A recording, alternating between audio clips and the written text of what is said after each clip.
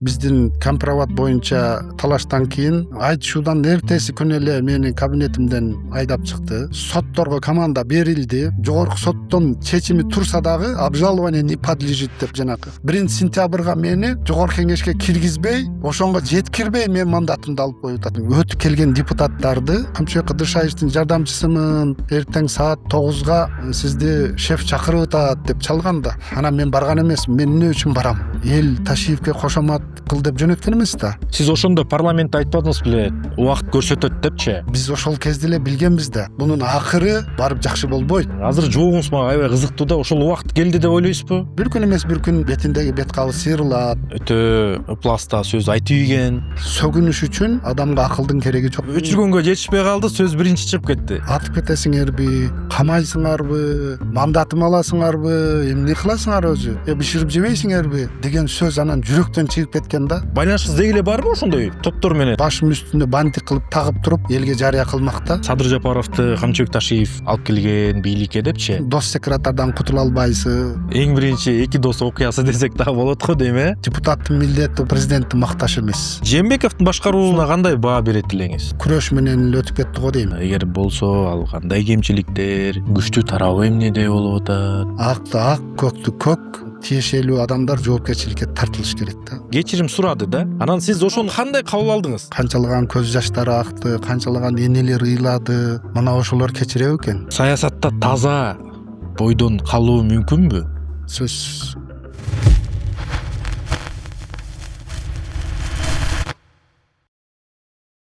Өмүрбек мырза, саламатсызбы?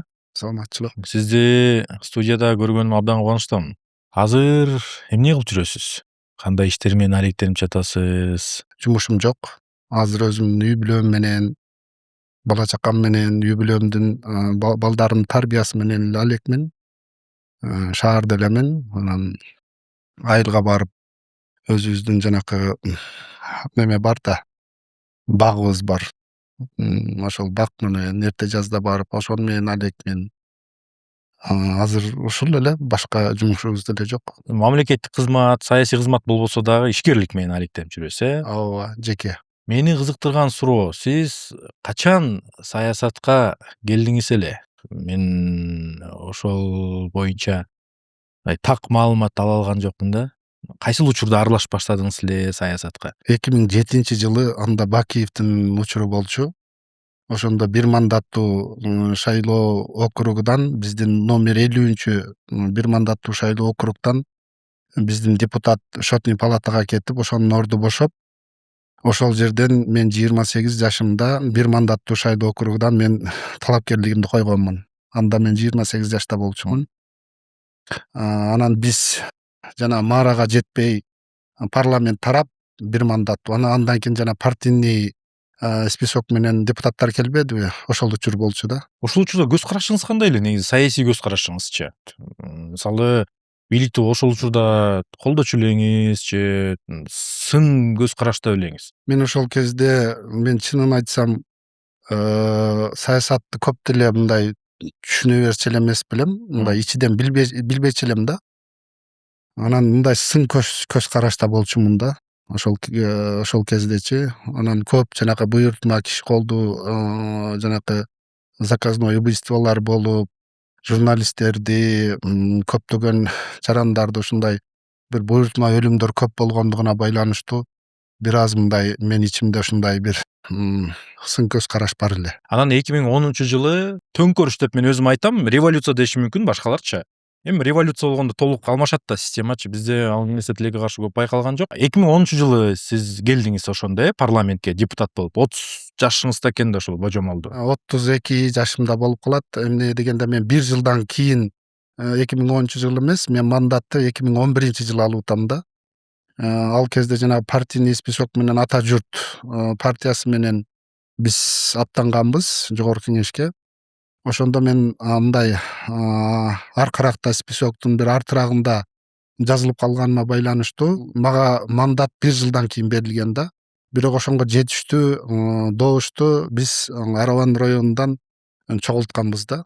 ата журт менен ата журт менен. биз билгени ата журт Ата журт Камчыбек Ташиевдин ата журт партиясы десек ошол болобу. эле, ошол эле. Ошол учурда ата журт эң көп добуш алып келген орунду парламент албады беле. Ооба. Мындай оппозиция парламентке келди деп дагы бир жаңылык болду эле го. Ооба. А саясат деген сиз үчүн эмне? Кандай түшүнөсүз саясатты? Саясат деген бул кызыкчылык. Эмне кызыкчылык? Кандай Эки кызыкчылык? адамдын бириккен жери бул саясат болот, ошол кызыкчылык. Саясат деп туруп эле ыплас нерсенин баардыгын саясатка чыгарып коюшуп атат да. Бирок илгерки биздин ошол легендарлуу парламенттин депутаттары мындай ыплас иштерге, ыплас жоруктарды кылган эмес, кандай десем, алар мындай сыймыктана турган кишилер болгон да. Анан мына ошолор деле саясатта жүргөн да. Саясат таза болчу да ал кездечи. Анан кийин адам саясатты адам булгайт да. Саясатчы булгайт. Саясат өзү булганбайт. Аны адам булгайт да. Ошол саясатчылар булгайт. Туура. Адам кандай болсо саясат Саясат дагы ошондой болот болот. да. Сиз бай саясатчылардын катарын толуктайсызбы? Жок. Бай саясатчы эмессиз, Мен 100% айта алам, андай эмес. Сиз жана подкастта чыгарыпсыз го? Ушундай деп. Анан мен түбүндө бир комментарийни окуп калдым. Байлыгы каяктан экен деп. Ооба, ошондо жазып атышат да, анан мен да таң калдым. Аны Темирбек мырза бай окшойт депчи. аны жанакы фамилияны туура окубай эле Өмүрбек Бабанов дегенге алмаштырып алып эле. Өмүрбек Бакировду Өмүрбек Бабановго. Анан Өмүрбек анын жана ссылкасын, бирөө ссылкасын жөнөтүп коюптур. Ал ссылкага кирсең, Мен да кирип көрдүм ал шилтемеге. көрдүңүзбү? Өмүрбек Токтогулович анан тигинде мындай деп толтура суроолор жүрөт. Ооба. Анан мен айттым, эми адашып жана Өмүрбек Бакиров менен Өмүрбек Бабановдун эми бир-эки эле тамга айырмасы бар, ошол жерден адашып атат. Азыркы парламентке кандай баа берет элең? Буга баа бериш мына эми келгениге мындай жакын деле болду да. Мына өткөндөгү парламент 7-чи чакырылыш. Биз ошондо жана Сиз 7-чи чакырылыштын депутаты болгонсуз да. Ооба. Мына ошол парламент өзүнүн функциясын, өзүнүн милдетин аткара албай калган. Кандайча? Бул Кыргызстандын тарыхында болгон эмес. Өкмөттүн мүчөсү, министрлер кабинетинин төрагасынын орун басары жогорку кеңешке келип алып, 30-35 чакты депутат өзүнүн фракциясын чогултуп алып, тургузуп алып, ар бирин урушканына. Жогорку кеңешке келип, министрлер кабинетинин төрагасынын орун басары, президент дагы эмес. Министрлер кабинетинин төрагасы дагы эмес, анын орун басары келип туруп, депутаттарды тизип отургузуп, ар бирини зекип, урушуп, сен монаны сүйлөсүң, сен моундай кылдың деп, ар бирин алар жүгүнүп турганда. Жүгүнүп турган. Бул депутаттардын алсыздыгы болуп атабы ошондо? Депутаттар өзүнүн функциясын аткара албай калган. Депутаттар ошол кезде мындайча айтканда кошоматчылыкка өтүп кеткен. Жогорку кеңеш кандай десем, кошоматчылардын ордосу болуп калган. Жанакы бириден ашып бири кошомат. Эртең менен урматтуу генералыбыздан башталып, кечинде сессия урматтуу генералыбыз менен бүтүп калган. Сессия ошондой эле болуп калган. Министрлер кабинетинин төрагасынын орун басары мени чакырды деп депутаттар мактанып калган. Мен жолугуп чыктым, колуну кармап чыктым, көрүшүп чыктым деп адам сыймыктануу менен айтып калган депутаттар.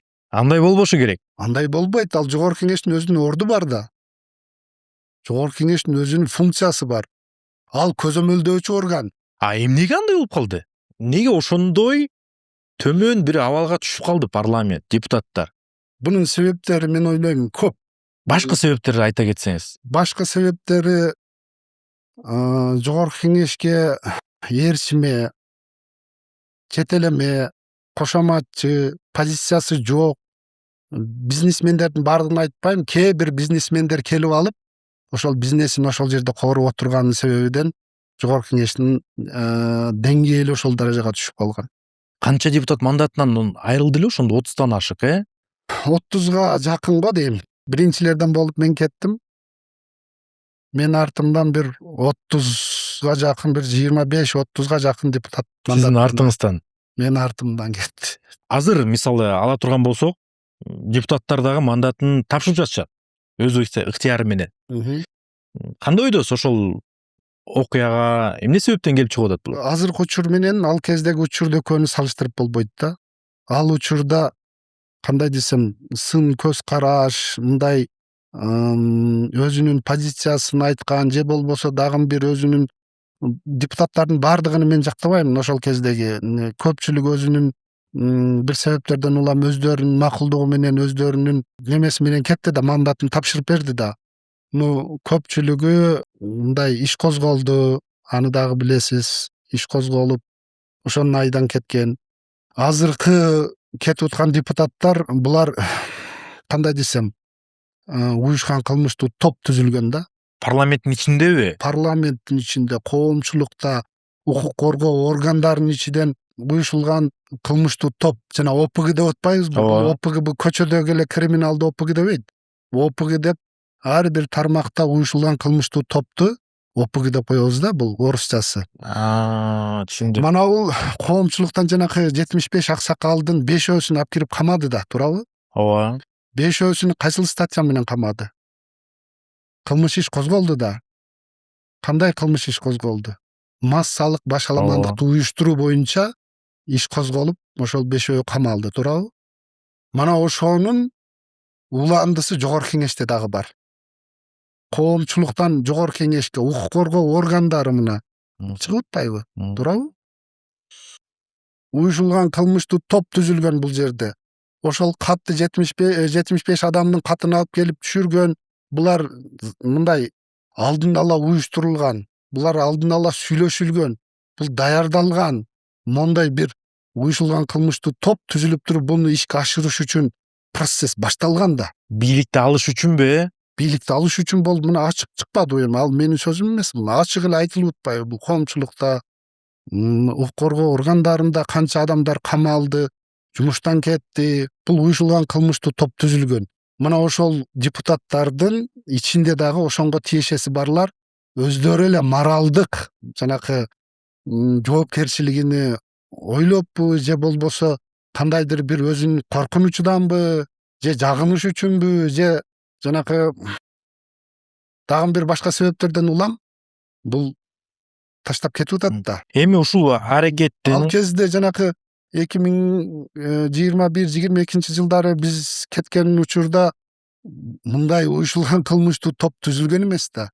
түзүлүп баштаган да бирок. Кандай түзүлгөн? Эми сиз айттığınız боюнча эгерде анализ кылып турган болсок, ошол учурда түзүлүп баштаган да, силер мандатыңызды тапшырып кеткенден кийин. Ал 21 жылы башталган. Ооба. Уюшулган кылмыштуу топ.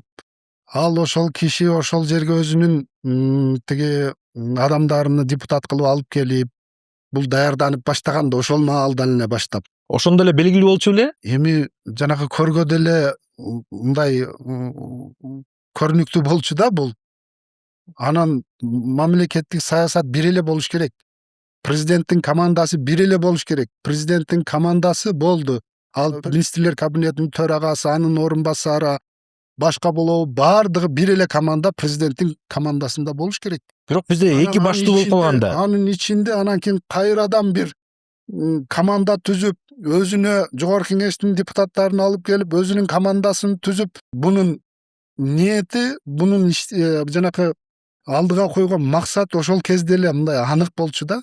Сиз мандатыңызды тапшыргансыз десем туура болобу, же болбосо алып койгон десек туура болобу? Кандай ойдосуз? Депутаттык мандатымды 2022 жылы 17 ноябрь күнү жанакы биздин компромат боюнча жанакы талаштан кийин бизде процесс башталды. Мен депутат болуп келгениме 1,5 жыл болуп калган болуш керек эле. Анан ошол кезден башталды. Мен кабинеттен кууп чыкты. Ооба, өтө күтпөгөн, өтө уят бир иш болгон бул. Ооба, ошол мыйзамсыз. Ошол биздеги айтышуудан эртеси күнү эле мени кабинетимден айдап чыкты. Андан кийин сотторго команда берилди.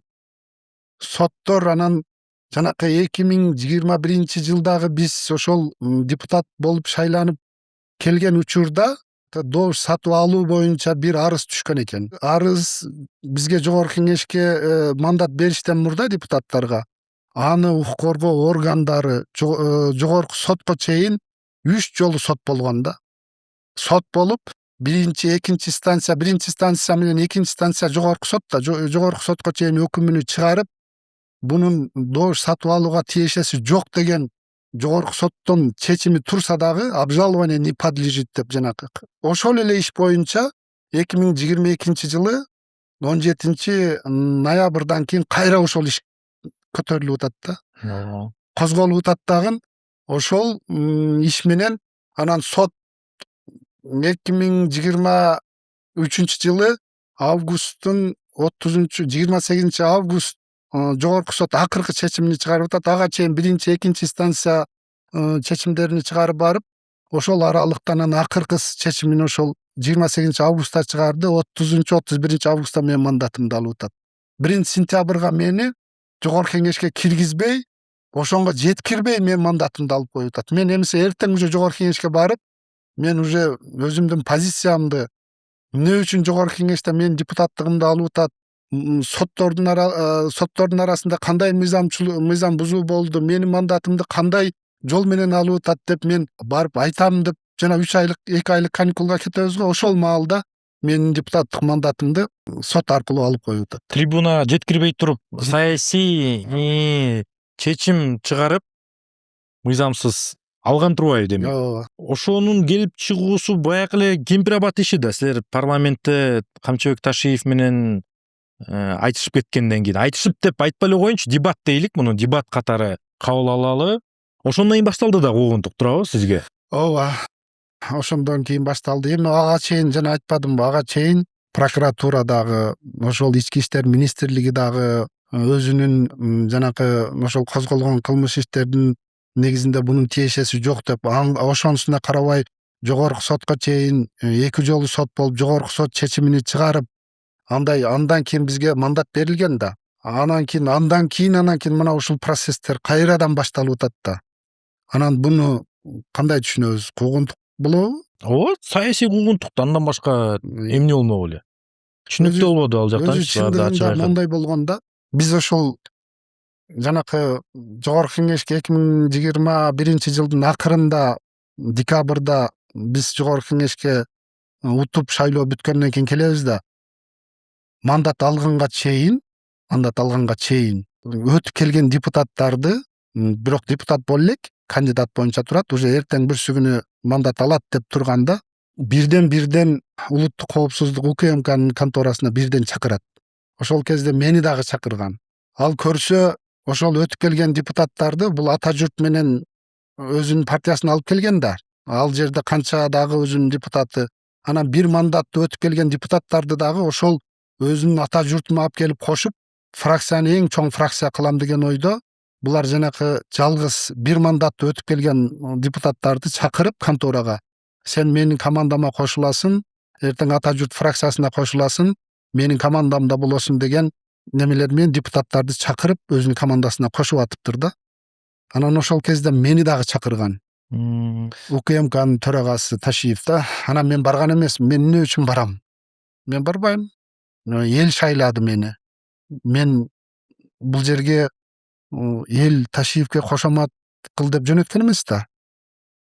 Эл мени ушул биздин маселени ошол жерден барып көтөр, мыйзам жаз, биздин маселени чеч деп жөнөтсө, анан ал жерге келип бирөөнүн командасына кошулуп, анан ага кошоматчылык кылып, анан жанакындай мыйзамсыз иштерге биз ошол кезде эле билгенбиз да.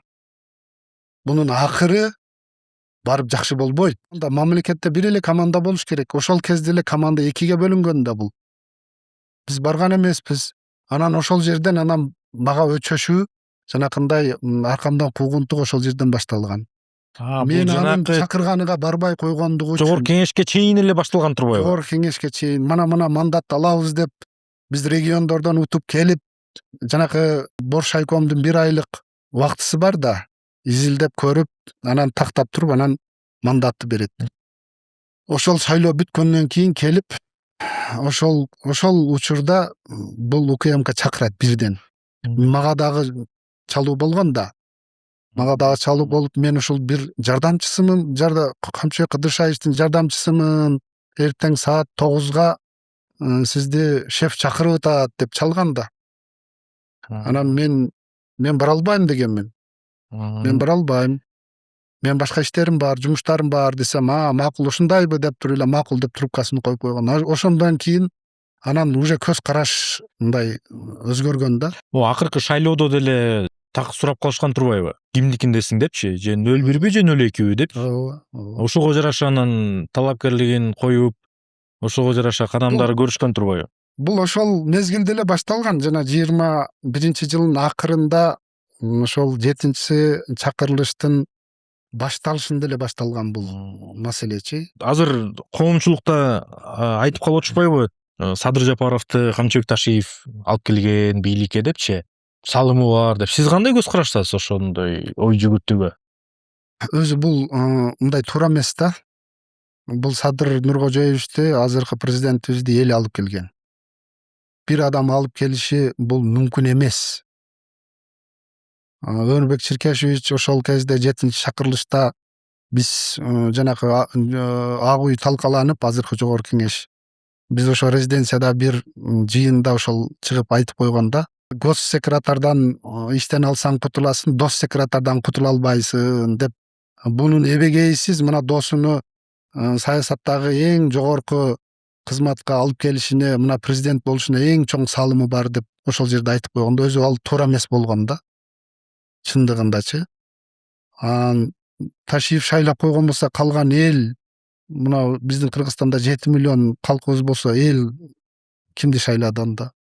Мен тескерисинче айтат элем, ошол Садыр Нуркожоевичтин аркасы менен Камчыбек Кыдыршаевич, Ташиев бир топ жогорку кызматтарды алып, өзүнүн мурдакы нөлгө түшүп калган жанакы аброюну кайра мындай жандандырып алды депчи.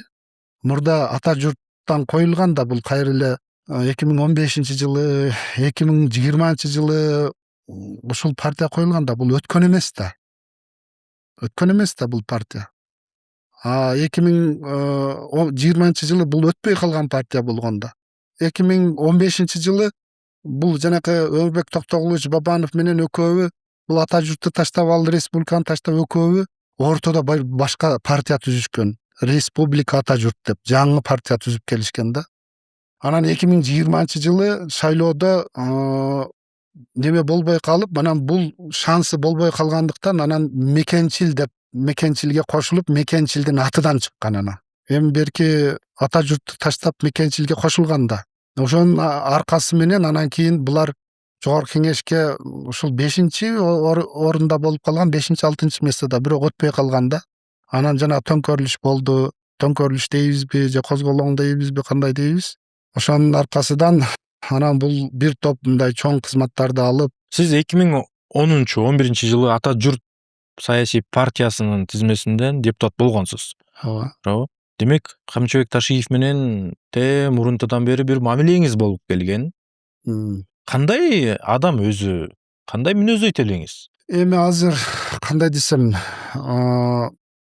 эми азыр мындай ошол Ташиевдин немесине мындай коомчулукта дагы жетиштүү жанакы сын пикирлер айтылып атат. Сын пикир эмес, фактылар менен айтылып атат канчалаган немелер. Анан ошолор жетиштүү го дейм. Мына биз ошондо мындай жогорурак болсок дейм да. Анан ошол кишинин жекече немесине, анын мүнөзүнө же болбосо башкасына өтпөй эле ошонун ишмердүүлүгү боюнча эле мындай сөз кылсак жакшы болот да. Жамандай турган же болбосо неме кыла турган жетиштүү болуп атат деген ойду айтып атам да. Түшүндүм. Жеке мүнөздөмө деле берүү канчалык деңгээлде туура, ал дагы суроо дегендейчи. Мамилеңиз кандай болуп келген негизи? Негизи эле бизде мамиле жаман болчу эмес. Мамиле жакшы эле болчу. Башка депутаттар сыяктуу эле өтө деле жакындыгыбыз, өтө деле алыстыгыбыз жок. Ал Жалал Абад областыдан өзүнүн командасыны, биз Ош областыдан Садыр Нуркожоевич мынау республиканский мамлекеттик штабты неме жетектеп турган. Ар бир өзүнүн командасы менен келген да ал жерге. Сиз ошондо парламентте айтпадыңыз беле, убакыт көрсөтөт депчи? Азыр жоогуңуз мага аябай кызыктуу да, ошол убакыт келди деп ойлойсузбу? Мен жана сөзүмдүн башында сизге айттым эле, 2020-жылы эле бул максаты, бул ниети анык болчу да. Мен ошол кезде эле билчүмүн да, эми жанакы саясатты ичиден билген адам катары ошол жерде, ошол саясаттын ичинде жүргөн адам катары мен мындай чыныгы жүзүнү билчү элем да, мындай мунун жана бетиндеги бет кап бир күн эмес бир күн сыйрылат деп мен деле мындай билчү элем да, мына бир күн эмес бир күн бетиндеги бет кабы сыйрылат.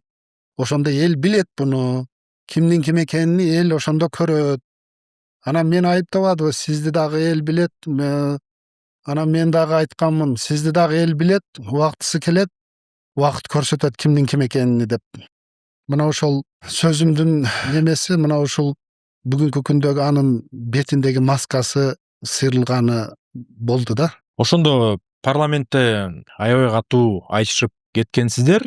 Камчыбек Кыдышаевич да жекеге өтүп кеткени дагы баарыбызга маалым. Өтө ыпласта сөз айтып ийген. Анан жакында эле чыкпадыбы, кечирим сураймын депчи, кимди ким таарынтып алсам деп.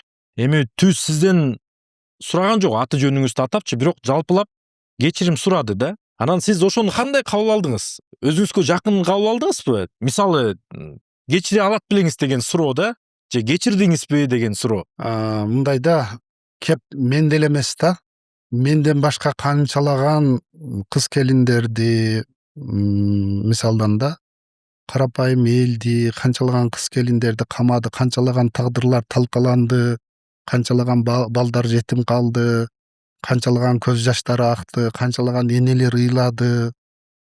Мына ошолор кечире экен. Кечире экен. Мен Кудайга коюп койдум. Мен ошол жерде эле айтканмын. Мен Кудайга коюп койдум. Андан өч алам десең, анда өзүңдү өзүң кыйнайт экенсиң. Ошонун деңгээлине түшүп аласың. Ал кандай десем, сөгүнүш үчүн адамга акылдын кереги жок. Сөгүнүш үчүн адамга билимдин деле кереги жок. Көчөдөгү селсаяк, көчөдөгү бомуш деле сөгүнүштү билет да. Значит, бул жерде өзүн өзү ачуусу келгенде өзүн өзү басып, өзүн өзү кармап калуу дагы бул өзүнчө чоң эрдик экен да. Анан бүгүн азыр жарашмак, мен деле мына микрофондон пайдаланып, мен деле ашата сөгүштү билет элем да. Бирок бизге адамдык абийир, биздин ыйманыбызга туура келбейт да ал. Биздин тарбиябыз, биздин адеп ахлагыбызга эл журттун көзүнчө мындай сөгүнгөн бизге жарашпайт да. Ошондук үчүн жанакы бирөө сөгүнсө, аны дагы сөгүнсөң, сен ошонун даражасына түшүп каласың да. Ошондук үчүн ошондон бийик болуп мындай көңүл бурган жокмун да мен аны. Эгер бир акылдуу, оор басырыктуу, саясаттагы салмактуу бир адам ушундай сөз айтса, анда түнү менен ойлонуп, өзүмдү өзүм эзип, өзүмдү өзүм мындай кыжалат болуп ойлотмокмун да. Анан өзүнүн оозуна эрки жетпеген адам сүйлөсө, ага мындай маани деле бербеш керек дейм да. Мен жана айтпадымбы, сөгүнүш үчүн акылдын кереги жок.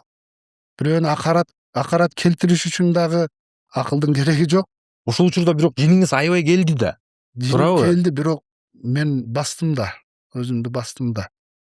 Бирок мен ошол күнү, ошол сөгүнгөн жерде мен укпай калыпмын. Ошол сессия болуп аткан. Өчүрүп баратып анан сөгүнүп ийди да.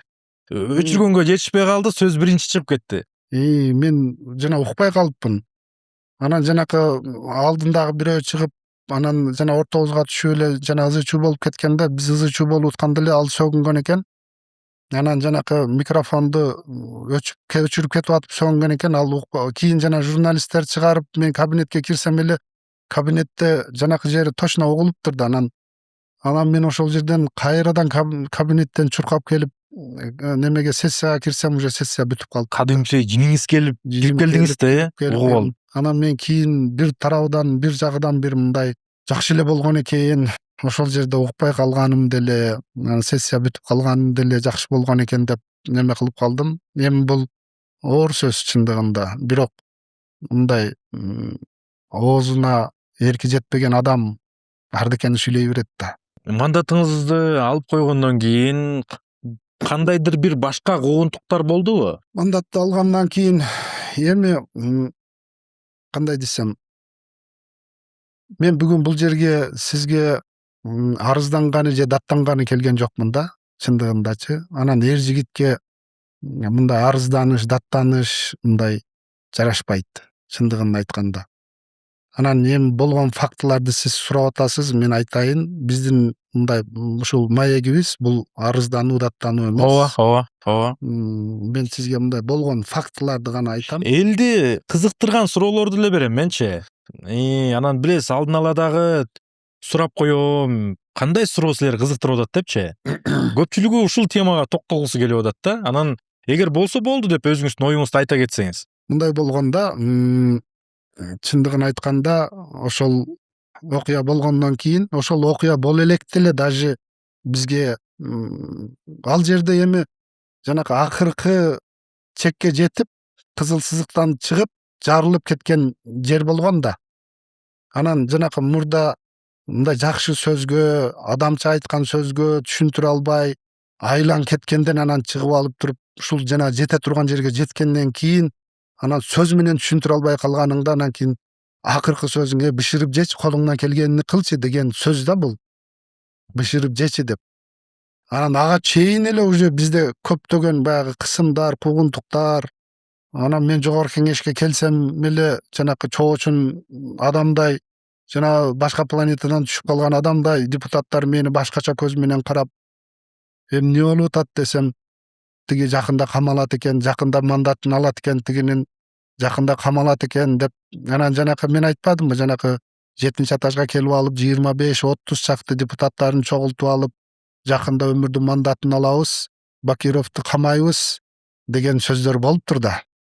Анан ол жерде жана 25-30 чакты депутат анан чыгып калгандарга айтат да, мына жакында тиги Бакировдун мандатын алып камайт экен деп. Анан мен жогорку кеңешке келсем эле жана чоочун адамдайдай эле элдин депутаттардын баардыгы эле мени башкача карап, башкача качып, көрүшкүсү деле келбей, же болбосо мындай чоочун адамдай таңыркап карашат да. Анан мен деле сезчү көчөгө чыгамбы, башка жакка барамбы, кайсыл жерге барсам мага эскертүүлөр келип аткан, өмүр абайла, жакында сени мандатыңды алып камайт экен деп мага ар кандай туш тараптан ушундай бир коркутуулар болуп атканда. Анан мен айттым, эмне кылайын? Мен эмне кылайын? Эмне ыйлап барайынбы, жалдырайынбы мен барып мени камаба деп айтайын? Колунан келгенин кылсын. Мандатын алыш колунан келе алсын. Эмне кылайын? Мен эмне жалдырайынбы, барып ыйлайынбы? Мандатымды эл берип атат. Мандатымды министрлер кабинетинин төрагасы берген жок, төрагасынын орун басары. Жоопторумду айтып аттым да, менин өзүм жакын досторум деле өмүр абайлабайсыңбы, тиги иштеп атат, аркаңдан жүрөт, абайла деген ар түрдүү мындай маалыматтар келип жүргөн да.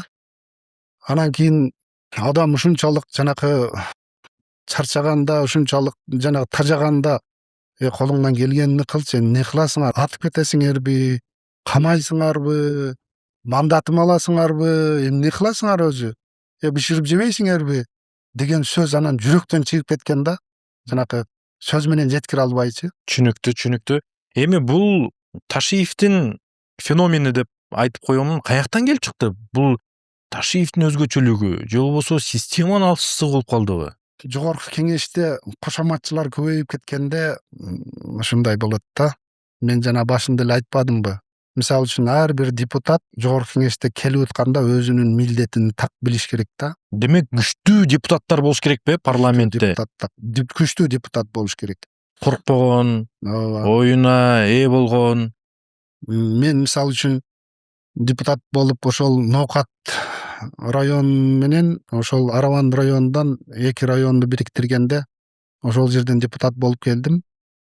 депутаттын милдетини карасаңыз дагы, же болбосо ошол депутаттык жанакы үгүт учурунда дагы, кандидат болуп жүргөндө үгүт учурунда дагы эл тарабынан бир дагы адам сен барып Ташиевдин командасына кошулуп кошомат кыл деп жөнөтпөйт да. Анан депутаттар өздөрүнүн келгенден кийин өздөрүнүн бизнесини же болбосо өздөрүнүн бир аркадагы бир кандайдыр бир иштерини соодалаш үчүнбү же болбосо жабыш үчүнбү, кандай учур болбосун мына ушул барып туруп эле бирөөгө жүгүнүштү адат кылып алган да.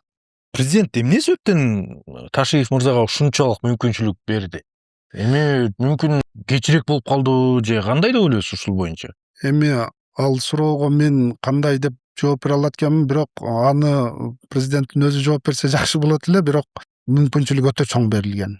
Мамлекетте 70-80% десек туура болот. Мамлекеттик бийликти ушул башкарып турган да Ташиев.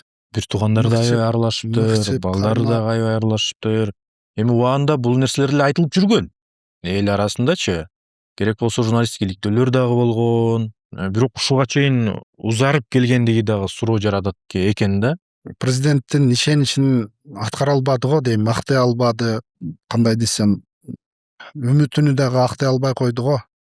Анан эми билбейм, эми президент ошол маалда бунун ниетини, досунун ниетини билгенби, билген эмеспи, бирок бизге билинип эле турчу да ниети. Азыркы бийликтин же болбосо Камчыбек Ташиевдин эң башкы жетишкендиктеринин бири эмне деп сураганда, бул уюшкан кылмыштуу топ менен күрөш деп айтышат.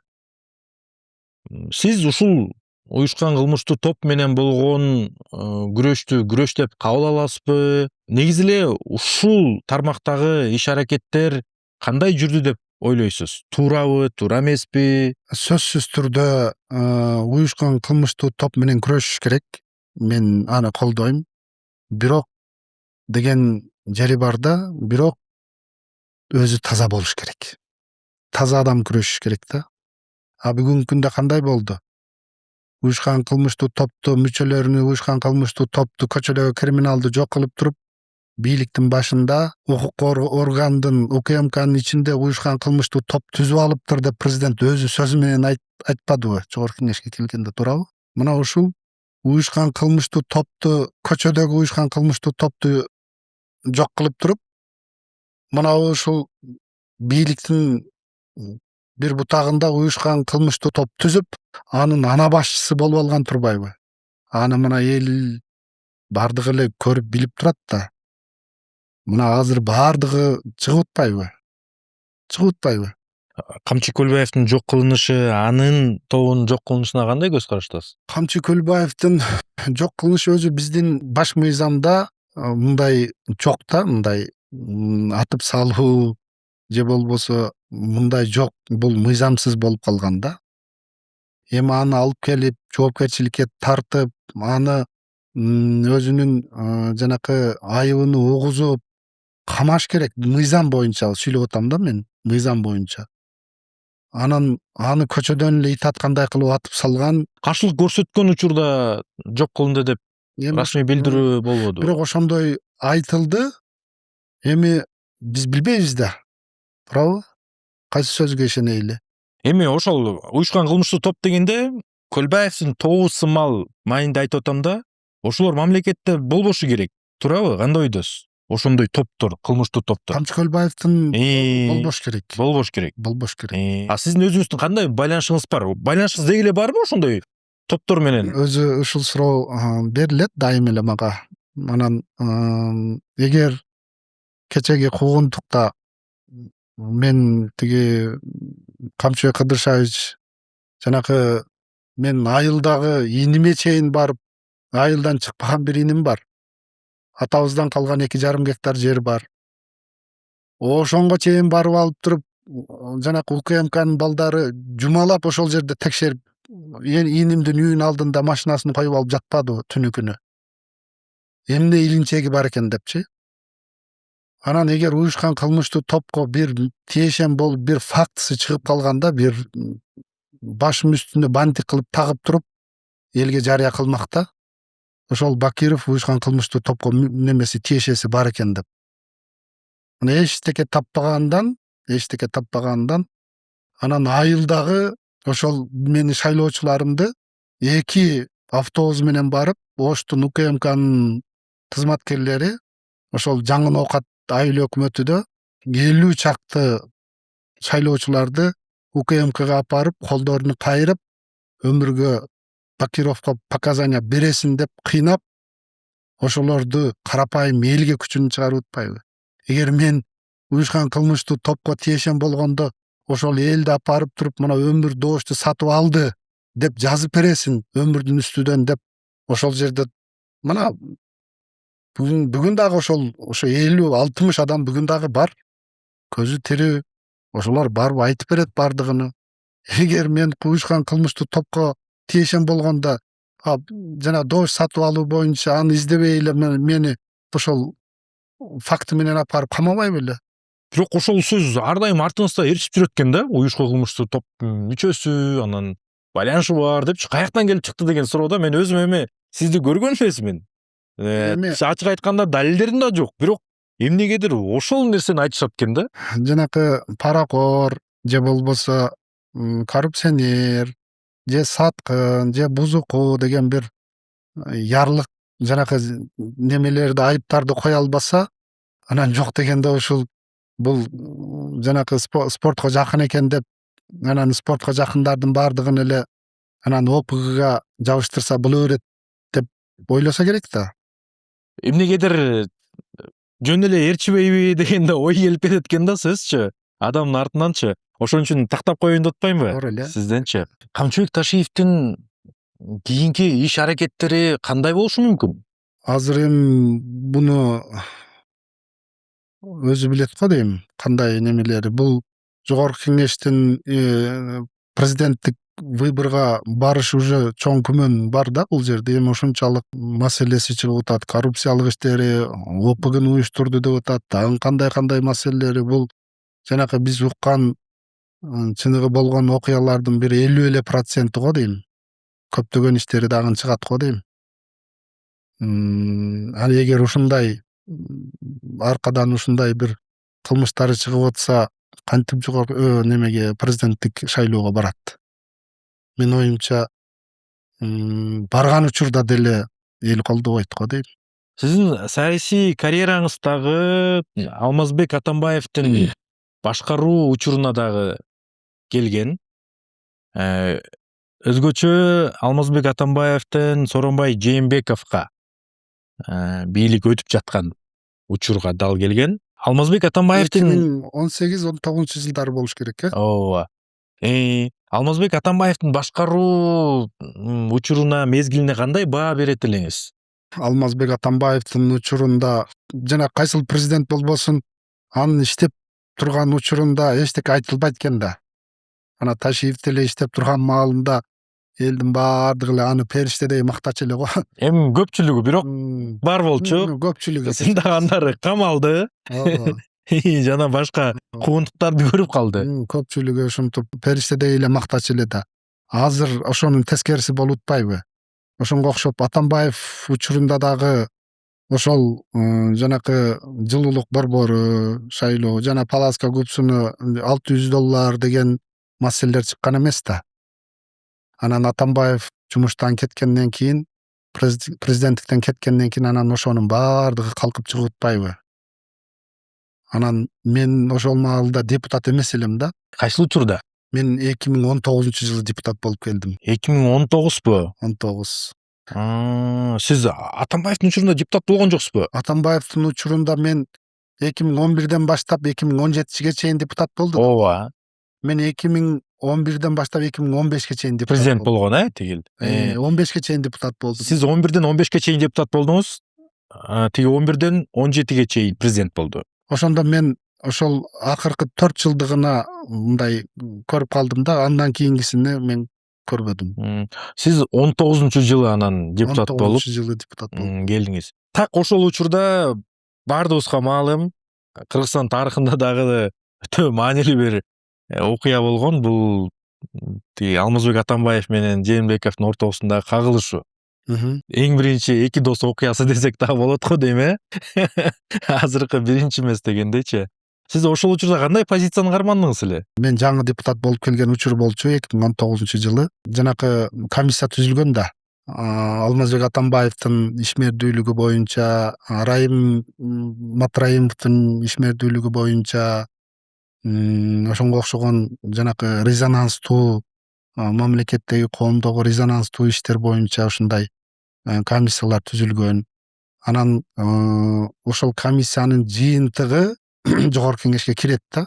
Ошол жыйынтыгында Алмазбек Атамбаевдин жанакы кол тийбестик акыркы жана экс президент деген макамын алуу боюнча кирген да. Ооба. Анан жогорку депутаттык комиссия ошондой деп алып чыгып келген да жогорку кеңешке. Ошону жогорку кеңеште биз колдогонбуз. Ошол кезде кандай резонанс болду эле. Жанакы Паласка көпүсү $600 чыкты. Анан тиги немени $368 миллион биздин жылуулук борбору ошончо кетиптир. Анан тигиндей мамлекеттик органдар баардыгы ошол фактыны берип атканда, анан о маалда жана ишенбей койгонго мүмкүн эмес да. Мен ошол комиссиянын, ошол депутаттык комиссиянын жыйынтыгын колдогонмун. Тиги Алмазбек Атамбаевдин кол тийбестигини алуу боюнча. Канчалык деңгээлде ошол туура болгон? Туура эмес экенин аны тарых баа берет экен. Саясий бир чечим болуп калган эмес беле деген да суроо жаралат. Эми экөө талашып атат. Анан бийлик куугунтуктаган жок беле деген дагы суроо да. Жеке мага эч ким келип кысым көрсөткөн эмес. Сен мынау комиссиянын чечимини колдоп бересиң деп. Бирок өз ыктыярыңыз менен колдогонсуз ошол чечимди. Ыктыярым менен жанагы справкаларды окуп чыгып, өз ыктыярым менен колдогонмун. Сооронбай Жээнбековдун командасында болчуңуз беле ошондо? Мен Сооронбай Жээнбековдун дагы Атамбаевдин дагы командасында болгон эмес. Мен дайым эл тарапта элдин командасында болуп жүргөнмүн. Мен ушул күнгө чейин бир дагы президентти мактап, жактап, шилекейим агып, алардын аркасынан мындай мактаган эмесмин. Мындай болуп калат го, тигил президенттин парламентте бир өкүлдөрү болуп калат. Өкүлдөр дегенде белгилүү бир депутаттар. Анан ошол депутаттар парламенттин ичинде президенттин саясатын жүргүзүп, мындай бекемдеп, мамиле куруп дегендейчи президенттин атынан. Анан ошол учурда сизди Жээнбековдун бир өкүлү парламентте деп айтылган дагы сөздөр болду эле да. Кайсыл жерде? Парламентте депутат катарычы. Ошол депутаттар уюштуруп, мен бешинчи жолу угуп атам. Бирок андай болгон эмес. Менин выступленияларымды, менин ошол сүйлөгөн сөздөрүмдү карасаңыз, мен ушул кезге чейин бир дагы президентти мактаган эмесмин. Мен ошол 2011-жылы Ороз Отунбаев маалында депутат болуп кетсем, Отунбаевага дагы, Атамбаевга дагы, Сооронбай Жээнбековго дагы, Садыр Нуркожоевду дагы бүгүнкү күнгө чейин мен эч кимсин мактаган эмесмин. Эмнеге? Депутаттын милдети буну президентти макташ эмес.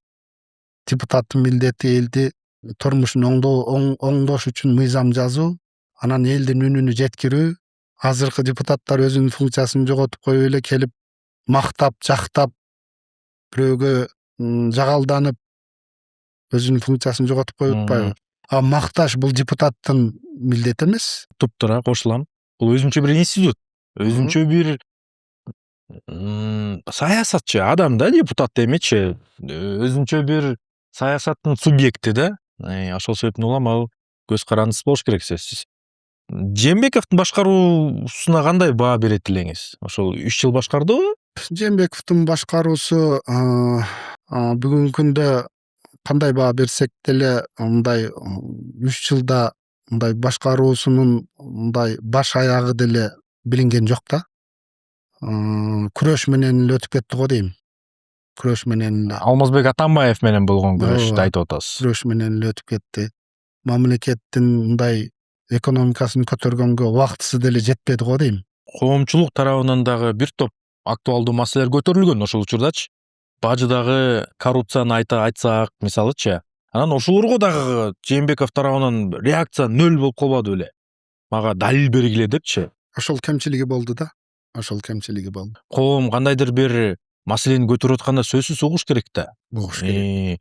Анан ошондо шайлоодагы аябай мыйзам бузуулар менен болгон. Одоно мыйзам бузуулар менен тиги 20-жылычы ошол тиги эки партия жөн эле сатып албады эле добуштардычы. Сиз катыштыңызбы ошондо шайлоого? катышканмын. Кайсыл партиядан катыштыңыз эле? Биримдикпи? Сиз биримдикте элеңиз. Биримдик. Ошол биримдик менен тиги мекеним Кыргызстан эң башкы тигил азыр айтып атпайбы төңкөрүштү жакындаткандагы ошол эки партия депчи. Мандат алдыңыз беле сиз? Жыйынтыгында. Мандат тийген жокко. Мандатка жеткен жок. Шайлоодон кийин тиймек беле деген суроо да. Эмнеге эле? Эмнеге биримдик менен? Биримдик менен тигил мындай болбоду эле. Биримдик менен Сооронбай Жээнбековдун командасы, мекеним Кыргызстан менен Матраимовдун командасы. Бизде кандай десем, бизде акыркы маалда ушул партиялар тез өзгөрүп, жаңы чыккан партия, мына кече эле түзүлгөн партия 40-45 мандат алып, ошондой бизге өнөкөт болуп калбадыбы? Туурабы? Ооба да. Анан тарыхы бар партиялар деле калып кеткен. Анан президент колдогон партия өтүп, бул болуп келген да. Президент неме учурунда, Атамбаев учурунда социал-демократтар, андан кийин Сооронбай Жээнбеков маалында мекеним Кыргызстан менен биримдик. Мына ушундай эле болуп келип атпайбы? 2020-жылы окуя болот деп ойлодуңуз беле, болуп кетет деп? Ошондо жанакы мыйзам бузууларды көрдүңүз беле деген суроо. Мен ошентип Тиги ойлосом, добуштарды сатып алуу, мисалчы, аябай эле ачык айкын жүрбөдү эле ошондочу. бир адамдын эле жоопкерчилигиндеги адам неме эмес да, бул өтө чоң компания да. Мисалы үчүн мекеним Кыргызстан өзүнчө, биримдик өзүнчө, оппозиция жок эле бири-бири менен чабышып, бири-бири менен эле конкуренция болуп, мына ушундай болбодубу? Анан эгер ушул шайлоо жокко чыгып, эл нааразычылык күчөп, ошондой болуп, жанакындай төңкөрүш болуп кетишин билсем, мен жогорку кеңешке ошол жерге барбайт элем да. Ошол партияга кошулбайт элем да. Бирок мындай суроо жаралып атат да, эми бардыгы эле көрдү го дейм. Негедир мен ошондой сездим да. Жанагы эки партия добуштарды сатып алып атканын, бири-бири менен күрөшүп атканын баарыбыз эле көрдүк да. Анан сиз көрдүңүз беле деген суроо. Биз өзүбүздүн регион менен эле, өзүбүздүн жанакы шайлоо участкасы менен эле алек болгонбуз да. Анан мамлекеттик деңгээлдеги чоң баягы немени мындай биздин убактыбызда эле болгон эмес. Добушту жокко чыгар деп чыккандар талап кылса да, добушту жокко чыгарбай анан тиги түнү окуя болуп кетпедиби? Ооба, 20-жылы кемчилиги болгон. Ошол кезде чындыгында добуш сатып алуулар ошол мекеним Кыргызстан, биримдик, аны биз жокко чыгара албайбыз да, туурабы? Эгер лично менин өзүмдүн ошол округумда мага бөлүнгөн ушул округтан боло турган болсо, мен сизге мындай так жооп берем да. Эми башка бирөө, башка кандидаттар кылган маселеси үчүн, алар үчүн мен жооп бере албайм да. Алар өзү жооп бериш керек. Азыркы учурда Садыр Жапаровдун саясатына кандай баа бересиз? Кылып аткан иш аракеттерине туурабы, туура эмеспи? Мүмкүн кемчиликтери болуп жатат. Эгер болсо, ал кандай кемчиликтер? Күчтүү тарабы эмнеде болуп атат? Мына эми жана досу менен күрөштүн аягына чыгарыш керек да. Камчыбек Кыдыршаевичтин артынан чыгып аткан бүгүнкү маселелерге чекит коюш үчүн карапайым элге дагы мыйзам бардыгына бирдей иштейт деген сөз далилдениш үчүн бүгүнкү күндө мына ушул иштин аягына чыгыш керек. Бул иштин аягына чыкпаса, карапайым эл, мисалы үчүн жөнөкөй эл, анда жөнөкөй элден мыйзамдуулуктун сурай албай калат да. Башкалар ушунчалык коррупциялык иштери, дагы башка иштери чыгып атса, анан карапайым эл башка бирөөлөрдүкү, мисалы үчүн 30 миллиард дагы сөздөр айтылып жүргөн, 30 миллиард сом мамлекетке зыян келтирди деп, туурабы? Алар жоопкерчиликке тартылбаса, азыркы Кыргызнефтегаздагы 4 миллиарддан ашык сом ал ачыкка чыгып атат. Буну мен айткан жокмун, буну ошол мамлекеттик официалдуу органдар өздөрү айтып атат да, туурабы? Раз айткандан кийин ана ушуну акырына чыгыш керек. Акты ак, көктү көк деп баа берилиш керек. Юридикалык баа берилип, тиешелүү адамдар жоопкерчиликке тартылыш керек да. адилеттүү баа, бейтараптуу. баа берилиш керек. Ошондо элдин жөнөкөй элдин, карапайым элдин ишеничи бүгүнкү бийликке артат, мындан да артат. Эгер мына ушундай аяк жабыл боюнча кала турган болсо, элде бүдөмүк суроолор, ойлор кыла берет да. Өмүрбек мырза, кыска суроолор. Кыска берем, каалагандай жооп берсеңиз болот. Саясатта достук болобу? Мен үчүн бар, бирок саясатта жок өзү. Бирок мен үчүн бар. Жеке жашоодо бар. Жеке жашоодо бар. Ошол жеке жашоодогу достукту саясатка аралаштырбашы керек. Аралаштырбаш. Эгерде бүгүн саясатты баштай турган болсоңуз, ушул эле жолду тандайт белеңиз? Жаңыдан баштай турган болсокпу? Ооба. Ооба, мен бүгүнкү саясаттагы жолума эч мындай нааразы эмесмин. Депутат катары системанын ичинде жүрдүңүз. Системаны өзгөртүү мүмкүнбү же бул бир иллюзиябы? Өзгөртүү мүмкүн, толук мүмкүн. Бир чечимиңиз үчүн өкүнгөн күндөрүңүз болду беле? Менде өкүнүчтүү дагы, кубанычтуу дагы саясаттагы күндөрүм болгон, бир эле маселе үчүн эмес. Кандай ойдосуз? Кыргызстанда система иштейби же адам иштейби? Кыргызстанда система иштеши кыйын болгон ушул күнгө чейин. Саясат иштеген эмес десек деле болот да. Саясатта чындык барбы? Саясатта чындык бар, эми кимге кандай? Ал саясатчынын өзүнүн көз карашыдан да, өзүнүн мамилесиден, саясатчылардын мамилесиден мындай байланыштуу да. Сиз оюңузду эркин азыр айта аламын деп эсептейсизби? Мен өзүмдүн оюму? Ооба. Мен эркин айта алам, 100%. Саясатта таза бойдон калуу мүмкүнбү? Сөзсүз Сиз саясаттан акча таптыңызбы? жок. Сиздин саясатта душманыңыз барбы? Мен душманым жок. Ким менен кайра бир столдо отурбайсыз саясатта? Элдин кызыкчылыгы үчүн бардыгы менен даярмын отурганга. Келе жаткан президенттик шайлоодо кимди көрө аласыз ажоо катары? Садыр Нуркожоевич эле, башка ким? Чоң рахмат. Ишиңизге ийгилик. Көргөнүмө кубанычтамын.